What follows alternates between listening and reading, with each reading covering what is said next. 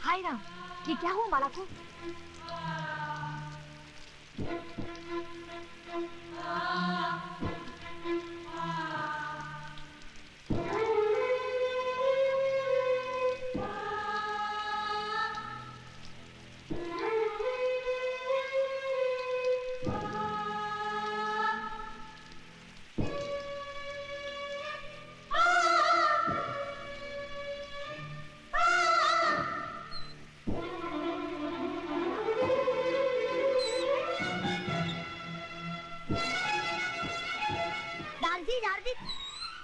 दारजी, देखो माला दीदी को क्या हो गया?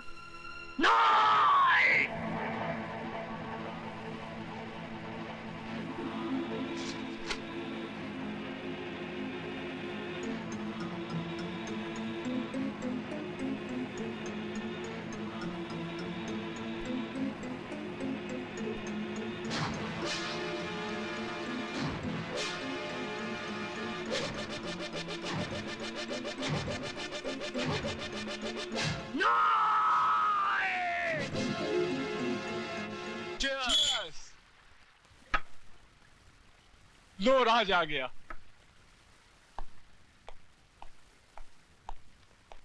राज, आज बहुत देर कर दी, कहाँ रह गया था? हिसाब बराबर करने में जरा वक्त लग गया। हिसाब? कैसा हिसाब? तुम शायद भूल गए, प्रकाश की शादी में एक लड़की ने मेरे मुंह पर तमाचा मारा था। हाँ तो? आज मैंने उसके मुंह पर ऐसा तमाचा मारा है कि अब वो जिंदगी भर सर उठाकर जी नहीं सकेगी। हरामजादे!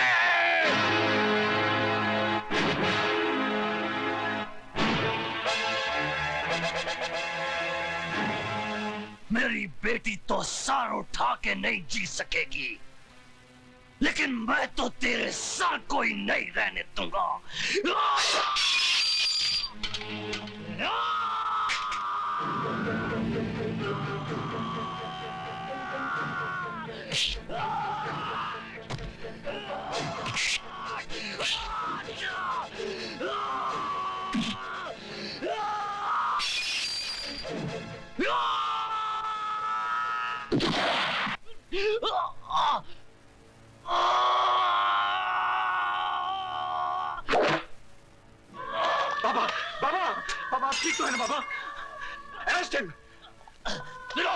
छोड़ दे मुझे। मैं इस हरामजादे को जिंदा नहीं छोड़ूंगा। इसने हमारी माला इसको इसके किए की सजा मिलेगी बाबा, इसको इसके किए की सजा मिलेगी।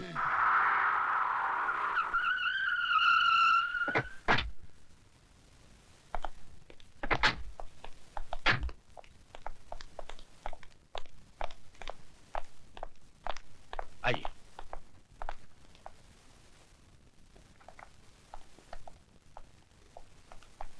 मैं हूं एडवोकेट वाघमारे और आप हैं राय बहादुर दीवानचंद। बैठिए। और ये है इनके बेटे राज का बेल ऑर्डर।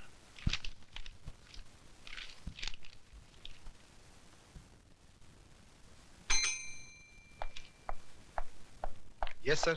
324 वाले को ले आओ। Okay sir. ए, चलो, साहब ने तुमको बुलाया। आइए राज साहब, आइए बैठिए।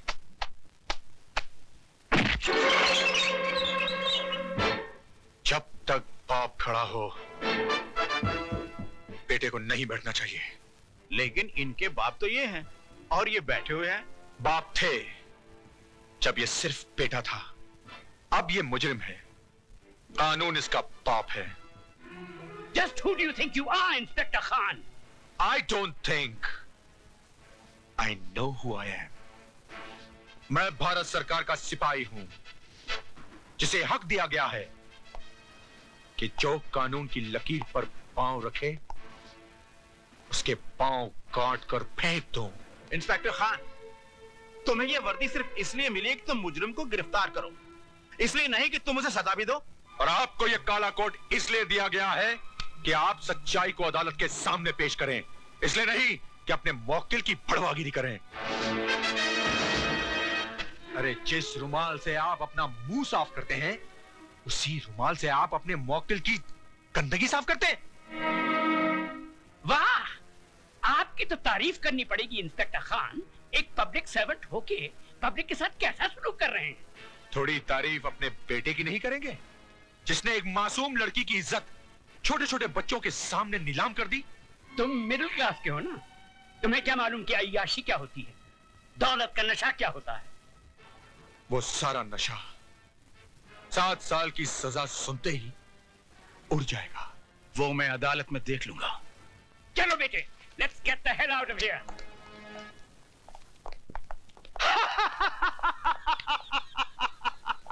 राय बहादुर उस चीज का इस्तेमाल कभी नहीं करता है जिस पे एक भी दाग लग गया हो तो उठा के फेंक दो अपने बेटे को। इस पे भी तो दाग लग गया है, फेंक दो। फेंक दो राय बहादुर, उठा के फेंक दो अपने बेटे को। उठाकर फेंक दो राय बहादुर, फेंक दो अपने बेटे को।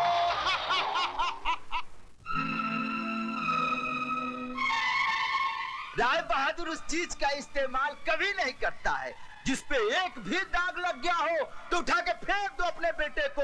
इस पे भी तो दाग लग गया है। अरे जिस रुमाल से आप अपना मुंह साफ करते हैं, उसी रुमाल से आप अपने मौकिल की गंदगी साफ करते हैं।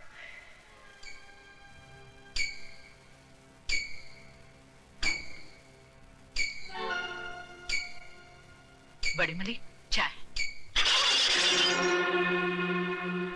शर्म आती है हमें तुम्हें अपना बेटा कहते हुए।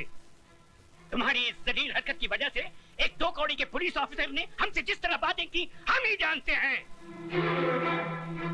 तुम्हें इस खानदान की इज्जत का ख्याल है कि नहीं? I'm sorry, Dad.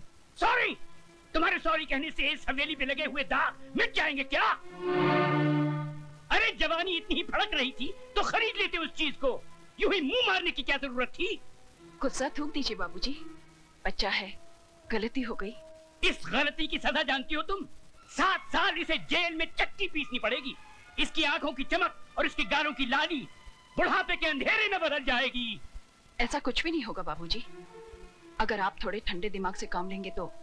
मतलब? हैसियत ही क्या है उस लड़की की? कौन है वो? गरीब, बेबस, बेसहारा। ऐसे लोग गला फाड़ फाड़ कर अगर सच भी बोलें तो दुनिया उसे झूठ ही मानती है।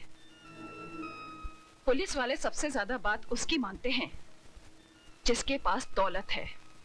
मगर ये काम आसान नहीं है बहू। एफआईआर दर्ज हो चुकी है और दर्ज करने वाला पुलिस ऑफिसर कोई आम आदमी नहीं है। वो एक जिद्दी इंसान है जिसे ईमानदारी की बीमारी है। वो मर जाएगा मगर टूटेगा नहीं। तो फिर चोट वहां कीजिए बाबूजी, जहां दीवार कमजोर हो। ज्ञानी करतार सिंह एक मामूली गैराज का मालिक है। उसकी जिंदगी गुजरी है टूटी फूटी कारों के बीच में। चमकती कार में सवार होकर जाइए और उसके कालिख लगे हाथों पर चंद चांदी के सिक्के रख दीजिए। 2 मिनट में उसकी आंखें चुंधिया जाएंगी। चलो तो फिर ये भी आजमा के देख लेते। ज्ञानी जी, इंसान गलतियों का पुतला है। गलती ना करे तो वो भगवान बन जाए। एक गलती मेरे बेटे से हुई है और वो भी जवानी के जोश में। जवानी के जोश में हुई हो या दौलत के नशे में, गलती तो गलती होती है और हर गलती की एक सजा है जो इस मुल्क का कानून अदालत में सुनाता है। तो खानदानों की बातें अदालत तक जाएं, हमारी और आपकी पगड़ी बाजार में उछाली जाए। हमारी पगड़ी तो आपके बेटे ने उछाल दी, अब आपकी पगड़ी की बारी है।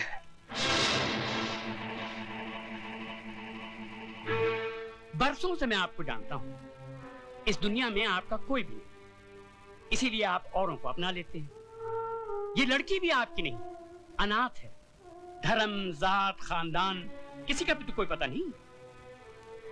मैं चाहता हूं कि अदालत और कानून के दांवपेच में न उलझकर हम कोई सीधा सा रास्ता अपना ले। तो जो रास्ता सोच के आए हो राय बहादुर, वो भी बोल दो।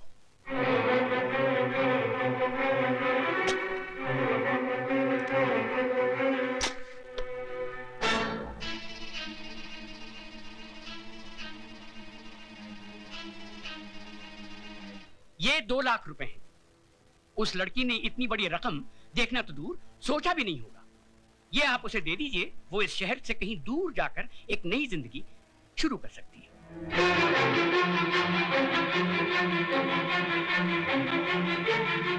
राय बहादुर, सुझाव तुम्हारा बहुत अच्छा है। जरा 1 मिनट यहीं ठहरना, जाना नहीं। 1 मिनट। हाँ,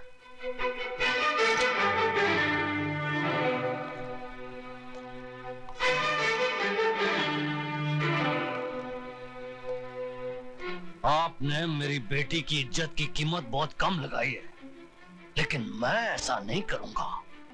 ये 2 लाख नहीं 4 लाख रुपए हैं। अपने कार की बहू को रात को मेरे साथ सुला दो। ये करतार सिंह, यकीन मानिए मैं मुकदमा भी वापस ले लूंगा। बाकी की जिंदगी आपकी बहू इस शहर से कहीं दूर जाके बिता सकती है, बड़ी खुश हो जाएगी।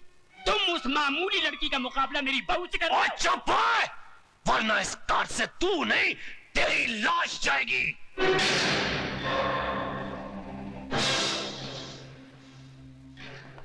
वो दौलत का जिन्ना जोर लगाना लगा ले। जेल की चक्की ना पिसवा दी ना तेरे बेटे को, तो मेरा नाम सरदार करतार सिंह नहीं। फुटे चक देना तुहाडे सबदे।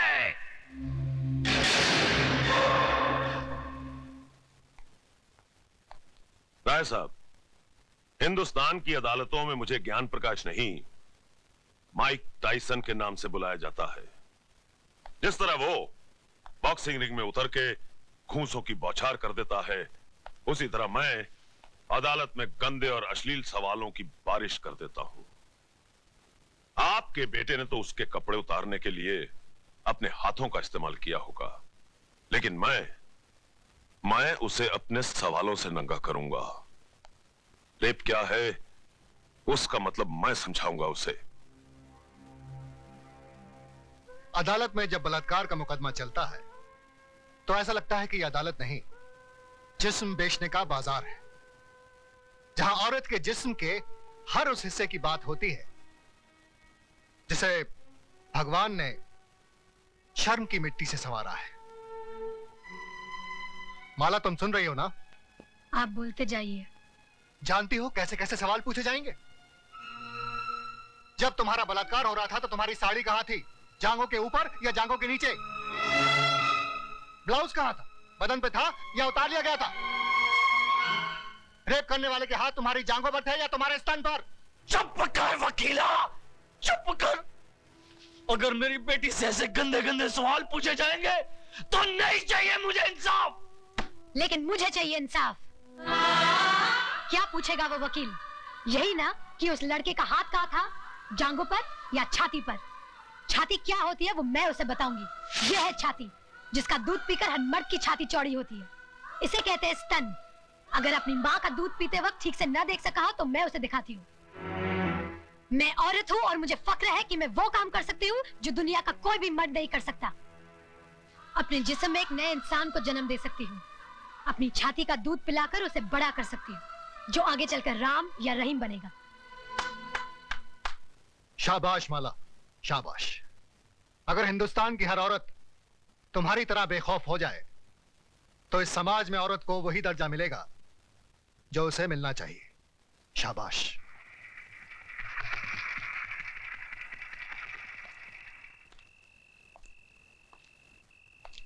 प्रताप। अरे डैडी, आप अंदर आइए ना। नहीं, यही ठीक है। हमारे दामाद होकर भी तुम हमारे खिलाफ मुकदमा लड़ रहे हो। मैं आपके खिलाफ नहीं, जुर्म के खिलाफ लड़ रहा हूं। तुम जानते हो हमारा वकील कौन है? जानता हूं, मिस्टर ज्ञान प्रकाश, जो आज तक कोई भी मुकदमा नहीं हारा, लेकिन इस बार वो हारेगा। क्या सुधा को मालूम है कि तुम हमारे खिलाफ? डैडी, मुझे सिर्फ मालूम ही नहीं है, बल्कि मैंने खुद इनसे कहा था कि माला का मुकदमा ये लड़े। सुधा, तुमने? डैडी, राज के जुर्म को छुपाइए मत, वरना एक दिन। मैं तुम्हारा भाषण सुनने नहीं आया हूं यहाँ। तो फिर आप जा सकते हैं।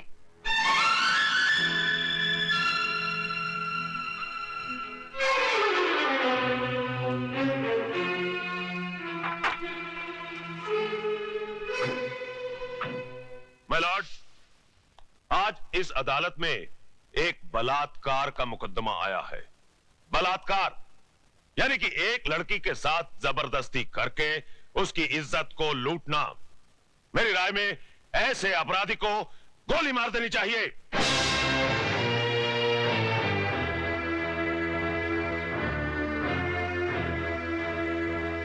अगर एक लड़की अपनी मर्जी से एक लड़के के साथ हम बिस्तर होती है और उसके बाद अपने कपड़े खुद ही फाड़ती है, अपने बाल बिखेरती है और अपने ही नाखूनों से अपने बदन पे निशान लगाकर चिल्लाती है, बचाओ बचाओ मेरा बलात्कार हो गया, तो क्या अदालत मान लेगी?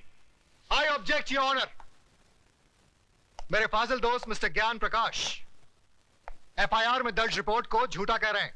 झूठी रिपोर्ट को झूठा कहना गलत नहीं है वकील साहब। रिपोर्ट लिखी किस पुलिस अफसर ने थी माय लॉर्ड? उस पुलिस अफसर ने जो सरदार करतार सिंह के कर्ज तले दबा है और बचपन में एक चोर था। इंस्पेक्टर खान, क्या ये सच है? माय लॉर्ड, दरअसल आप सिर्फ हाँ या ना में जवाब दीजिए। ये सच है। That's all your honor। जिस इमारत की नींव ही खोखली हो, उस इमारत का अंजाम क्या होगा? आगाज हुआ ही नहीं और आप अंजाम तक पहुंच गए वकील साहब। इस हादसे के चश्मदीद गवाह हैं योर ऑनर, 40 मासूम छोटे छोटे बच्चे, जिन्हें ना ही आपकी बुलंद आवाज का खौफ है और ना ही किसी अंजाम की परवाह। आप फिक्र मत कीजिए वकील साहब, धीरे धीरे सबको बुलाऊंगा इस कटहरे में। माय लॉर्ड, सबसे पहले मैं मिस माला से कुछ सवाल पूछना चाहता हूं।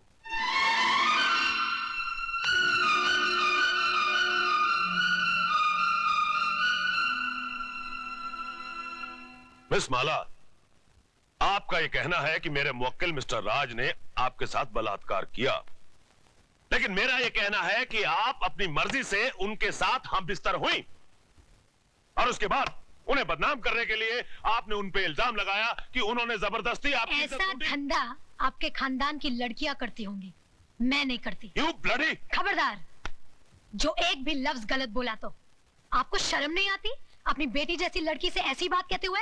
मिस माला, ये मंदिर नहीं जहां पर वचन किया जाए, ये अदालत है जिसमें एक मासूम की जिंदगी का फैसला होने वाला है। जिसने मेरी जिंदगी को गाली बना दिया वो आपको मासूम लग रहा है, इसलिए कि उसने आपके जेब में हरे हरे नोट भर दिए? अगर नोटों के लिए ऐसे ही अपने जमीर को बेचते रहे तो एक दिन इसी कटहरे में मेरी जगह आपकी बेटी खड़ी होगी, जो ऐसे किसी रईस के बेटे की हवस की शिकार हुई होगी। उस दिन न तो ये नोट आपके काम आएंगे और न ही आपकी आवाज गले से बाहर निकलेगी। गुनहगार को सजा दिलवाने के बजाय आप उसकी तरफदारी कर रहे हैं। तुम जैसे वकीलों को तो जन्म देकर तुम्हारी माँ भी पछता रही होगी। Order order. आप क्या ऑर्डर किए जा रहे हैं? क्या आप सबका जमीर मर गया है? ये वही हिंदुस्तान है जहाँ औरतों को पूजा जाता था, कभी सीता के रूप में तो कभी सावित्री के रूप में। और आज उसी देश में अगर औरत को एक बार नंगा किया गया तो इसकी इज्जत को ढाका नहीं गया, बल्कि बार बार नंगा किया गया, कभी प्रेस वालों ने तो कभी टीवी वालों ने, और अब ये वकील साफ कर रहे हैं और आप चश्मा साफ कर करके देख रहे हैं। अरे समाज के ठेकेदारों, क्या भूल गए तुम लोग? द्रौपदी को भी एक बार नंगा किया गया था, कौरवों का पूरा खानदान मिट गया था, आज उनके खानदान का एक भी वारिस नहीं बचा। वकील साहब, यही पूछना चाहते थे ना कि बलात्कार के वक्त वो मेरे ऊपर था या नीचे? उसके हाथ कहाँ थे, मेरे स्तन पर या मेरी जांघों पर? बंद कर दीजिए तमाशा।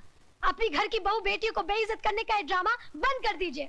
कहीं ऐसा ना हो कि आज की औरत शर्म की दहलीज पार कर जाए। इस अदालत में कल जो मुकदमा आएगा वो ये नहीं होगा कि एक लड़के ने एक लड़की का बलात्कार किया, बल्कि ये होगा कि एक लड़की ने एक लड़के का बलात्कार किया। सिर झुकाए ये खड़ा होगा, ये मैं नहीं। Order order. The court is adjourned. Milord, पिछले 30 सालों से मिस्टर ज्ञान प्रकाश इंसाफ के इस मंदिर की चौखट पर अपना माथा टेकते आए हैं, इस देवी के चरणों में श्रद्धा के फूल चढ़ाते आए हैं, क्योंकि ये अब तक हर मुकदमा जीतते आए हैं। लेकिन आज जब पहली बार इन्हें शिकस्त की हल्की सी झलक दिखाई दी तो ये बौखला गए। इंसाफ के इस मंदिर से इनका विश्वास उठ गया, इस देवी में इनकी श्रद्धा टूट गई और इन्होंने अपने हाथों में इंसाफ के तराजू की जगह दौलत की तलवार उठा ली। मेरी मुवक्किल माला को इस दुनिया से उठाने का फैसला कर लिया, उस पर कातिलाना हमला करवाया। अगर यकीन नहीं आता मिलॉर्ड तो आप खुद ही देख लीजिए माला के जिस्म पर पड़े हुए जख्मों के ये निशान। मैं अपने फाजिल दोस्त से यह पूछना चाहूंगा कि अगर इस मुकदमे का फैसला अदालत के बाहर ही करना था तो इस अदालत में आने का ढोंग क्यों रचाया जा रहा है? जब इन मासूम बच्चों के बयान के बगैर इस मुकदमे को अंजाम तक पहुंचाया जा सकता है तो फिर इन्हें क्यों बुलाया गया है? अगर ताकतवर अपनी ताकत के जोर पर ही मुकदमे का फैसला करवा सकता है तो यह अदालत क्यों बनाई गई है? अगर गरीब और बेबस को इंसाफ नहीं दिया जा सकता तो बंद कर दीजिए यह अदालत। रुक जाइए जज साहब, आप अपना फैसला सुनाएं, इससे पहले मैं आपसे एक सवाल पूछना चाहती हूँ। पूछो। अगर मुकदमा ये वकील साहब जीत गए तो इन्हें ढेर सारे नोट मिलेंगे और इनका मौकिल छूट जाएगा, और अगर ये वकील साहब जीत गए तो इस आदमी को 7 साल की सजा हो जाएगी। दोनों ही सूरतों में मुझे क्या मिला? कानून ने मेरे साथ क्या इंसाफ किया? जो इंसान कानून की मर्यादा को तोड़ता है कानून ही उसे सजा देता है। मर्यादा मेरी तोड़ी गई है, कानून की नहीं। इज्जत मेरी लुटी है, कानून की नहीं। Order order. क्या मैं माथे पे लगे इस कलंक के साथ जी सकूंगी? कौन थामेगा मेरा हाथ? कौन भरेगा मेरी मांग में सिंदूर? किसके नाम का मंगलसूत्र मैं पहनूंगी अपने गले में? अरे इस देश में तो सीता माँ को भी अग्नि परीक्षा के बाद माफ नहीं किया गया था, फिर मैं तो एक मामूली सी लड़की हूँ। हर लड़की बचपन से एक ख्वाब देखती है कि एक दिन उसकी बारात आएगी, उसका राजा घोड़े पे सवार होकर उसे ब्याह कर डोली में ले जाएगा। पर मेरा ये ख्वाब आ भी रह गया। क्या मेरी बारात कभी नहीं आएगी? क्या मेरा राजा अब कभी नहीं आएगा? जज साहब, क्या मैं बिन ब्याही रह जाऊंगी? क्या मैं बिन ब्याही रह जाऊंगी?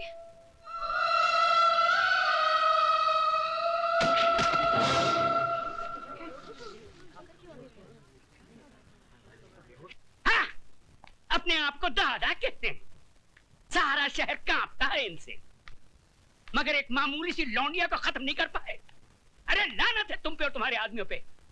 अब खड़ा खड़ा मुंह क्या देख रहा है? Gate the hell out of here you stupid asshole.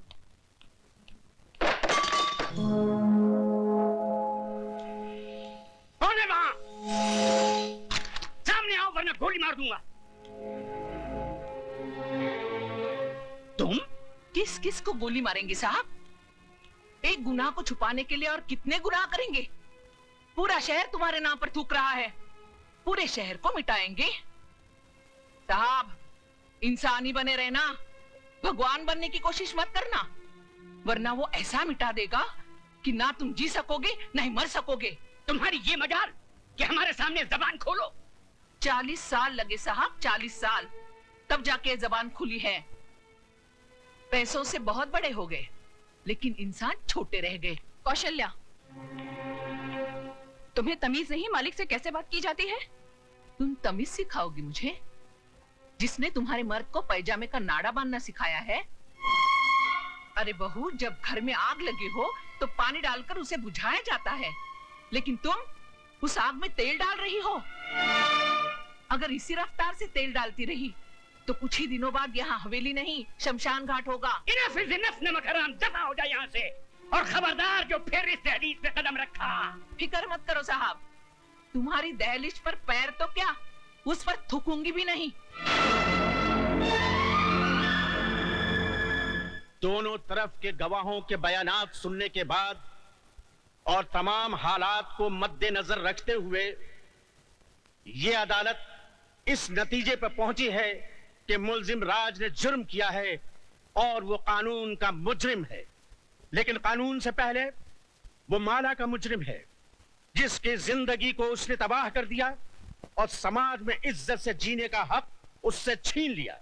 लिहाजा ये अदालत मुल्जिम राज को ये हुक्म देती है कि जिस लड़की को नंगा करके उसने बेइज्जत किया, उसी लड़की से शादी करके उसे अपने घर की इज्जत बनाए।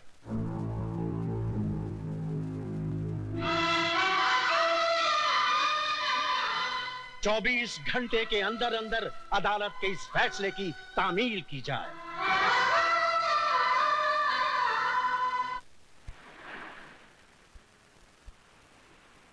लिहाजा ये अदालत मुल्जिम राज को ये हुक्म देती है कि जिस लड़की को नंगा करके उसने बेइज्जत किया, उसी लड़की से शादी करके उसे अपने घर की इज्जत बनाए।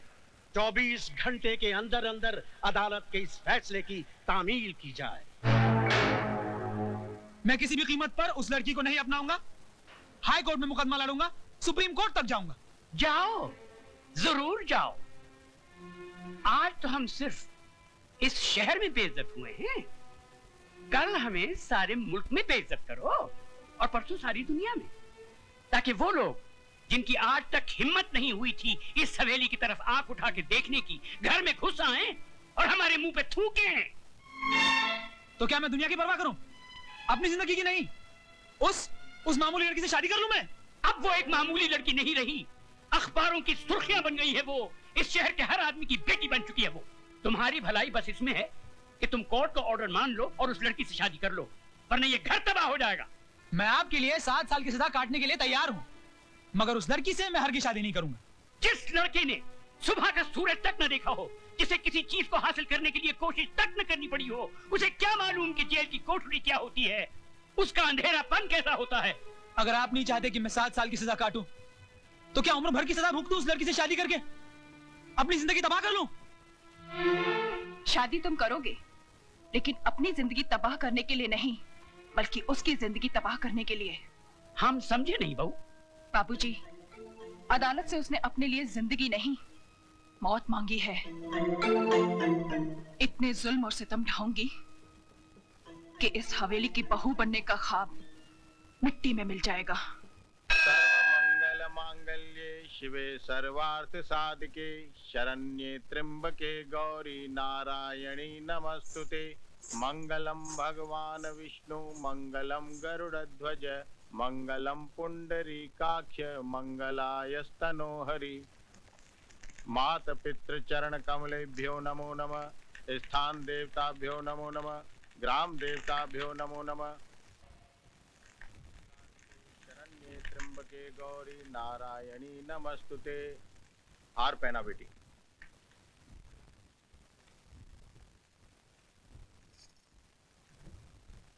अपनी पत्नी की मांग भरो।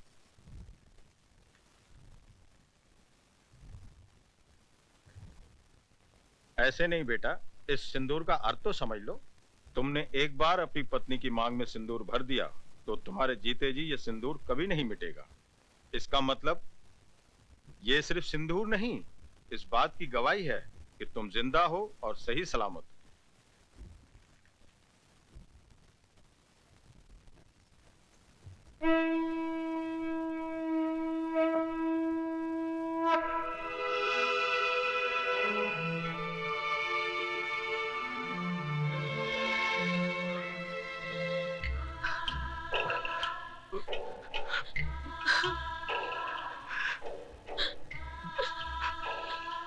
जा बेटी जा।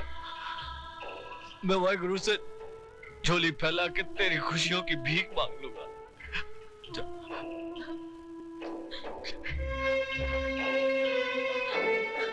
तुम्हारा अधिकार तो मैंने तुम्हें दिला दिया, लेकिन एक बात याद रखना, इस दुनिया में हक कभी मांगने से नहीं मिलता, छीनना पड़ता है।